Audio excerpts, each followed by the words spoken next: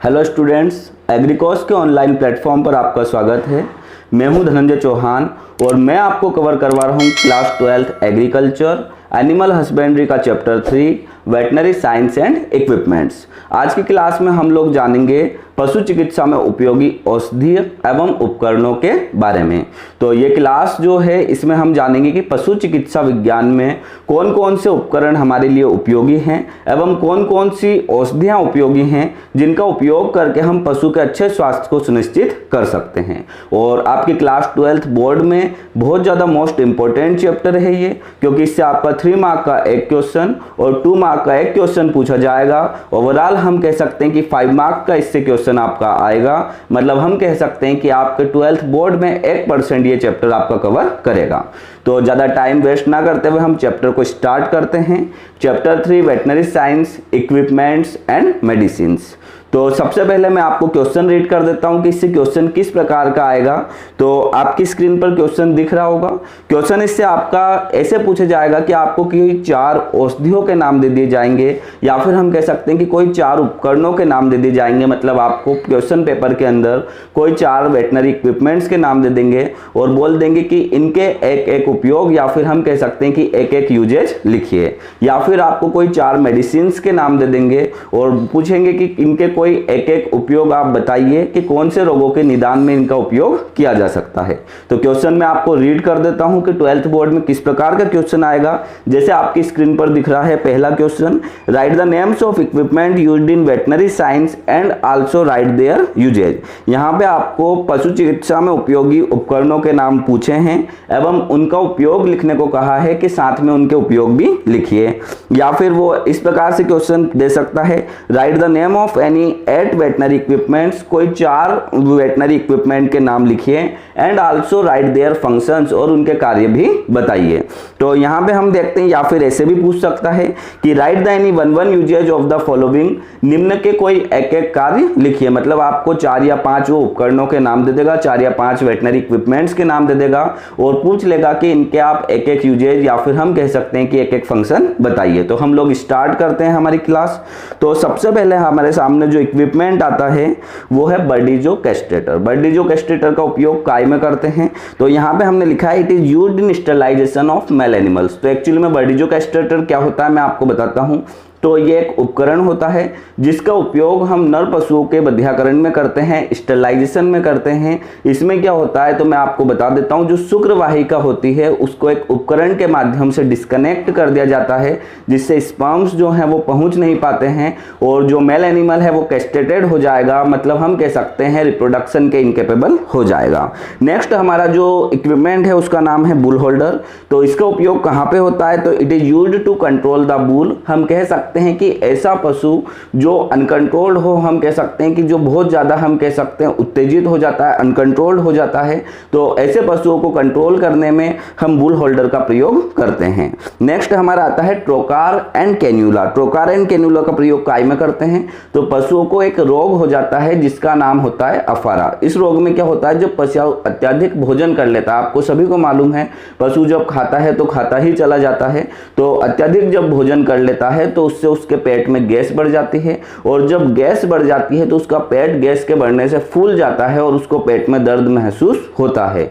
ऐसे केस में हम किस उपकरण का प्रयोग कर सकते हैं जिससे पशु को तुरंत हम कह सकते हैं इंस्टेंट रिलीफ मिल जाए, तो उसमें हम ट्रोकार एंड कैन्यूला का प्रयोग करते हैं। ट्रोकार एंड कैन्यूला एक हम कह सकते हैं सुई जैसा उपकरण होता है और उसको हम अफाराग्रस्त पशु के पेट में घुसाकर उससे वहां की उसकी पूरी गैस जो होती है उसको बाहर निकाल देते हैं। आपको पीछे स्क्रीन पर जो इक्विपमेंट है वो भी दिखाई दे रहा होगा, और उससे हम कह सकते हैं कि पशु जो है उसको इंस्टेंट यहाँ पर रिलीफ मिल जाता है। तो ट्रोकार और कैन्यूला का हम प्रयोग काय में करते हैं तो पशुओं के स्टोमक से या फिर हम कह सकते हैं पशुओं के अमाशय से गैस को बाहर निकालने में।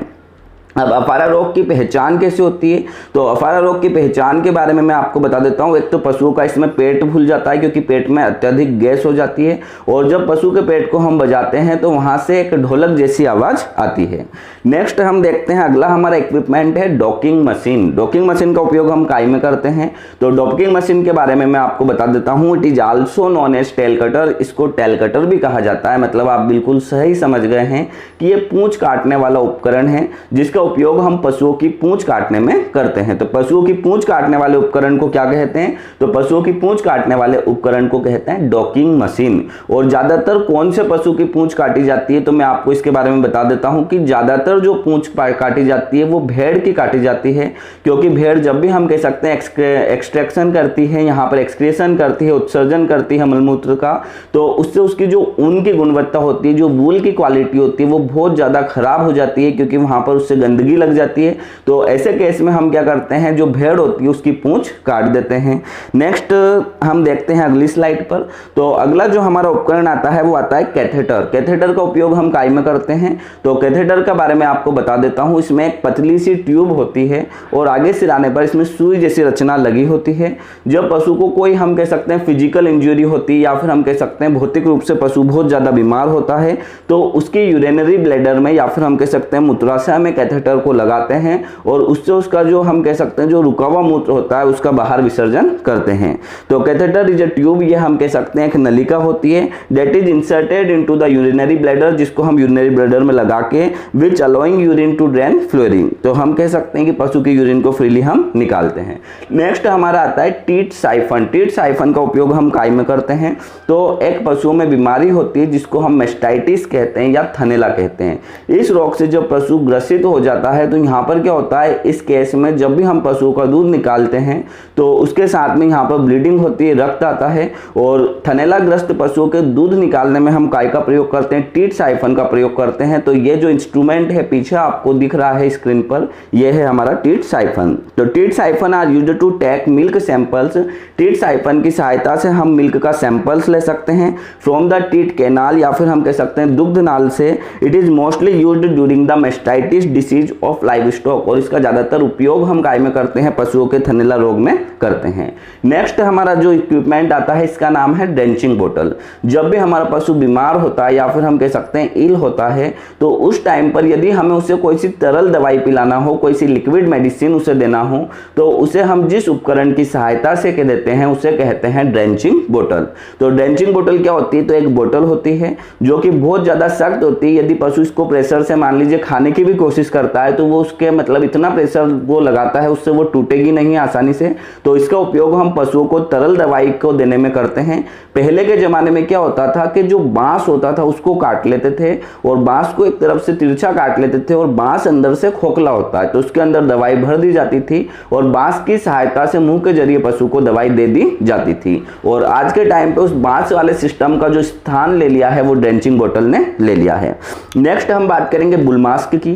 तो बुल मास्क नाम से ही क्लियर है, बुल मतलब होता है यहाँ पर सांड से हम मान सकते हैं, लेकिन यहाँ पे सांड से हमें नहीं मानना है, कोई भी हम पशु मान लें तो बुल मास्क। और मास्क मतलब होता है चेहरे को ढकने वाला। जैसे कोविड-19 के समय हम सभी मास्क पहनते हैं अपने चेहरे को ढकने को, इसी प्रकार से यदि पशुओं को हमें ज्यादा खाने से रोकना है, मान लीजिए उसे खाने का भान नहीं रहता, बहुत ज्यादा वो खाता है, तो हम उसके मुंह पे मास्क लगा देते हैं। या फिर कोई गाय का बछड़ा वगैरह है उसे हमें दूध पीने से रोकना है तो भी हम उसके मुंह पर मास्क लगा देते हैं। तो बुल मास्क का उपयोग काय में हम करते हैं। तो it is used to cover the mouth of bulls. इसका उपयोग हम किसी एनिमल, किसी पशु या फिर किसी सांड के माउथ को कवर करने में करते हैं ताकि वो आवश्यकता से अधिक खा ना पाए या फिर हमारी इच्छा के बगैर कोई चीज वो ले ना सके।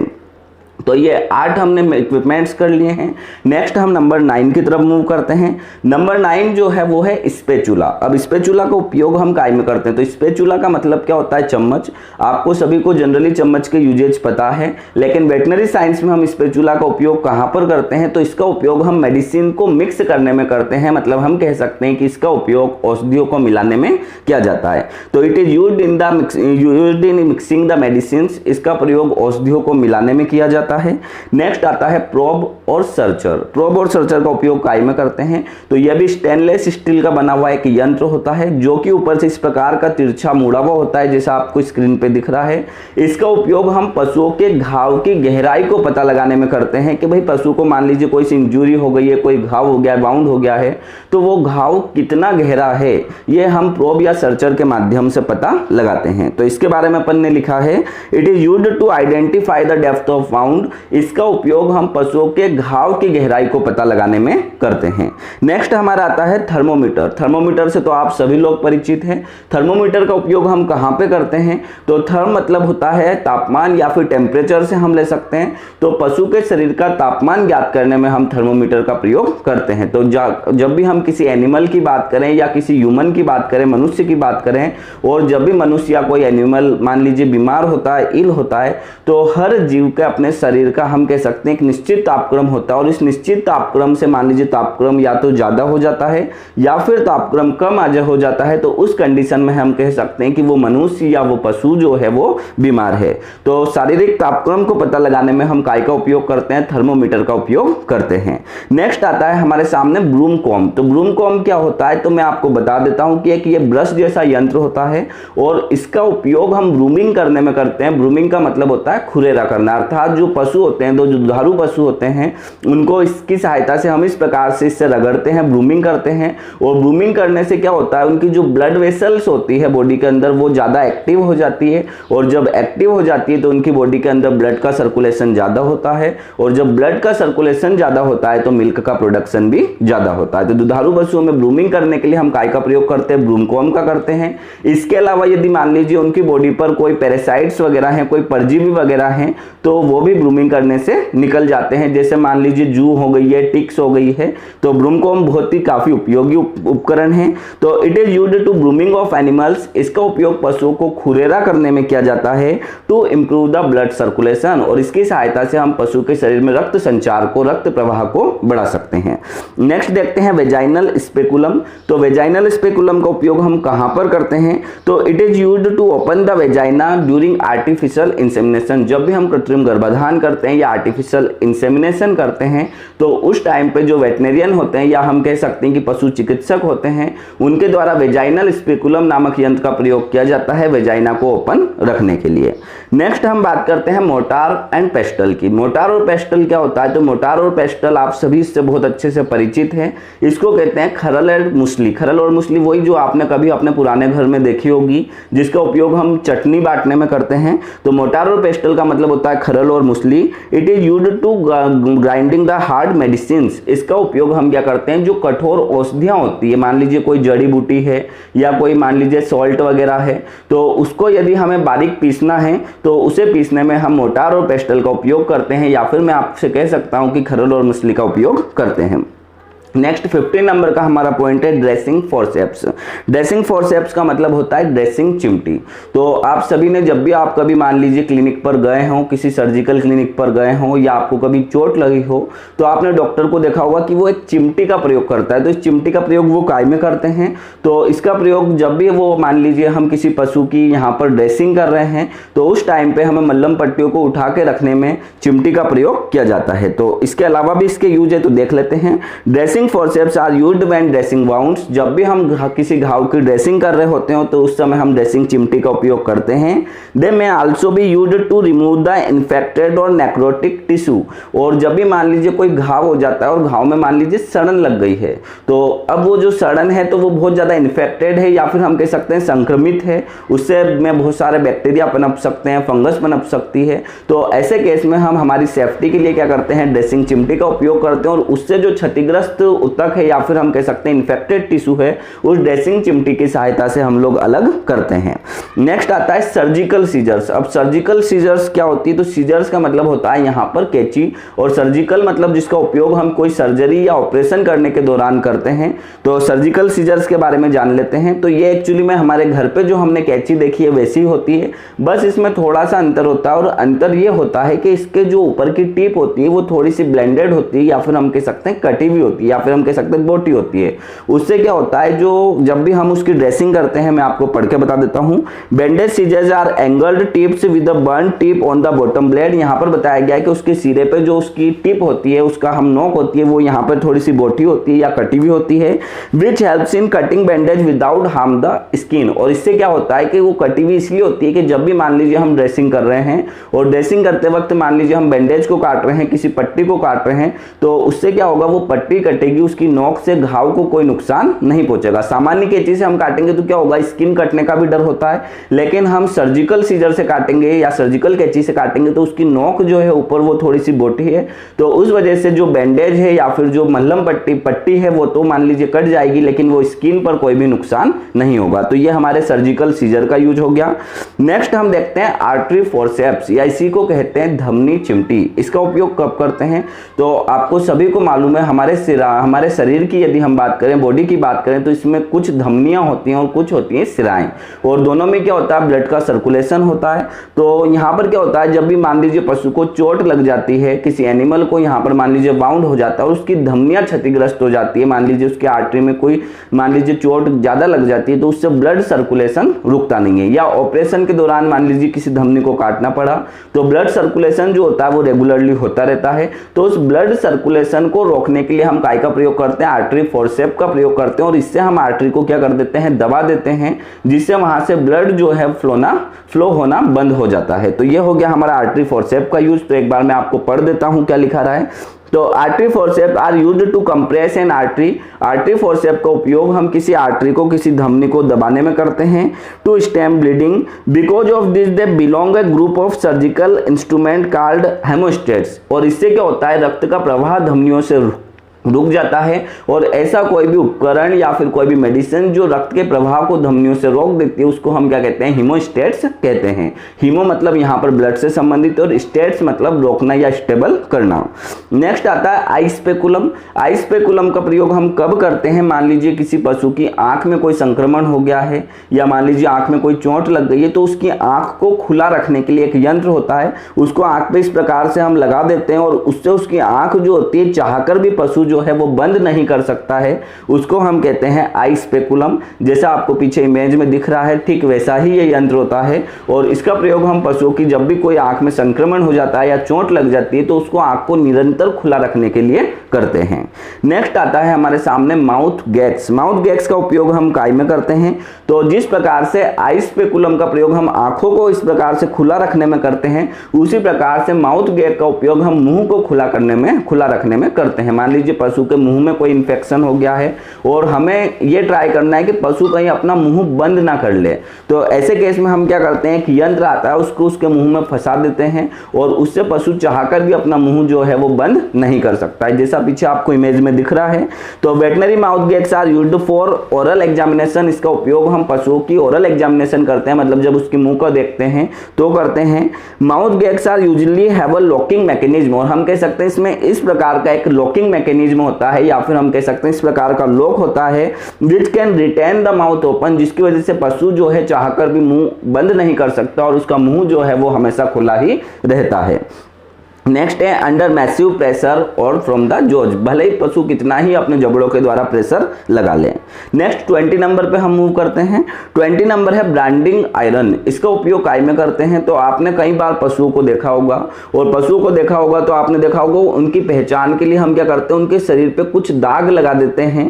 तो जो दाग लगाए जाते हैं, जैसे कई बार त्रिशूल जैसे कुछ दाग मिलेंगे, कई बार सर्कल जैसे मिलेंगे, तो जो दाग हम लगाते हैं वो ब्रांडिंग आयरन से लगाते हैं। तो एक्चुअली ये एक लोहे का उपकरण होता है, इसके सिरे को क्या किया जाता है, आग में तपाया जाता है, गर्म किया जाता है, और जब वो बहुत ज्यादा गर्म हो जाता है, हम कह सकते हैं एक्सट्रीम वो हॉट हो जाता है, बहुत ज्यादा गर्म हो जाता है, तो उसको ऐसा कैसे उठा के हम पशुओं को क्या कर देते हैं, दाग देते हैं। उससे उतने एरिया के उसके जो हेयर्स और स्किन होती है वो बर्न हो जाती है, और हमेशा के लिए परमानेंटली वहां पर निशान रह जाता है। तो इससे हम पशुओं को चिन्हित कर सकते हैं, और इससे हम पशुओं की पहचान भी कर सकते हैं इस निशान के माध्यम से। तो ब्रांडिंग आयरन के बारे में हमने लिखा है, branding iron is used for branding pressing और heated metal shape against an object और livestock with intention of leaving an identify mark. Branding iron का उपयोग हम पशु को ब्रांडिंग करने में करते हैं, मतलब चिन्हित करने में करते हैं। इसमें हम इस उपकरण को गर्म करते हैं और उससे पशुओं के शरीर पर दाग लगा देते हैं जो परमानेंटली रह जाता है वहां पर। नेक्स्ट आता है मेजरिंग गिलास, या इसी को हम कहते हैं मापक गिलास। इसका उपयोग हम कहां पे करते हैं, हैं, तो जब भी हम पशुओं को दवाई देते हैं या कोई मेडिसिन देते हैं तो उसको हम मेजर करके देते हैं, माप के देते हैं। तो मापक गिलास एक हम कह सकते हैं एक नॉर्मली गिलास होता है जिसके ऊपर कुछ अंक चिन्हित होते हैं, और जब हम पशु की दवाई उस गिलास के अंदर डालते हैं तो हम उसमें लेवल देख लेते हैं कि कितने लेवल तक ये भरा हुआ है, मतलब कितने इसमें जो फिगर्स है वहां तक ये पूरा गिलास भरा हुआ है, और उस प्रकार से हम मापने के लिए, दवाइयों को मापने के लिए इसका उपयोग करते हैं। तो ये क्या होता है, तो अब मेजरिंग कप हम कह सकते हैं एक मापक कप होता है, मेजरिंग जग या फिर एक ये जग भी हो सकता है, is a kitchen utensil used to measure the volume of liquid, और हम कह सकते हैं कि इसका उपयोग लिक्विड मेडिसिन की वॉल्यूम नापने में किया जाता है। नेक्स्ट आता है semen inseminator, it is used to deliver sperm directly to the cervix और uterus during the artificial insemination. जब भी हम पशुओं का आर्टिफिशियल इंसेमिनेशन करते हैं, कृत्रिम गर्भाधान करते हैं, तो जो हम मेल एनिमल से जो भी स्पर्म प्राप्त करते हैं उसको हम सीमेन इंसेमिनेटर के थ्रू, एक नली के थ्रू हम कह सकते हैं फीमेल एनिमल तक पहुंचाते हैं, in the hopes of getting pregnant, जिससे वो जल्द से जल्द वहां पर हमें रिजल्ट मिल सके। तो ये हमारा सीमेन इंसेमिनेटर भी कवर हो गया। और मैंने आपको टोटल 22 इंस्ट्रूमेंट या फिर कह सकते हैं टोटल 22 आपको मैंने इक्विपमेंट करवाए हैं। इनमें से कोई 5 इक्विपमेंट के आपके क्वेश्चन पेपर में नाम आ जाएंगे और उनके एक एक यूजेज आपको लिखने को पूछेंगे, या फिर आपको सीधा ऐसा भी बोल सकते हैं कि पशु चिकित्सा में उपयोगी, वेटनरी साइंस, वेटनरी हम कह सकते हैं वेटनरी ट्रीटमेंट में कोई भी यूजफुल कोई 5 इक्विपमेंट बताइए और उनके एक एक यूजेज लिखिए। तो आपको क्या करना है, ये जितने भी 22 इक्विपमेंट है इनके नाम से लाइन लिखना, नाम से इनके लाइन से इनके नाम लिखना है और इनके आगे एक एक यूजेज आपको लिख लेना है और अच्छे से लर्न कर लेना है। आज की क्लास में मैं आपको इतना ही पढ़ाऊंगा, क्योंकि इसके आगे मैं आपको पढ़ाऊंगा तो वीडियो काफी लंबा हो जाएगा। तो आप पहले इतना कवर कर लीजिए, फिर नेक्स्ट इस चैप्टर का आपका नेक्स्ट पार्ट आएगा तो उसमें हम वेटनरी मेडिसिन के बारे में जानेंगे। और यदि आपको कुछ डाउट हो तो आप मेरे व्हाट्सएप नंबर पे वो डाउट क्लियर कर सकते हैं, 8827551744। Thank you.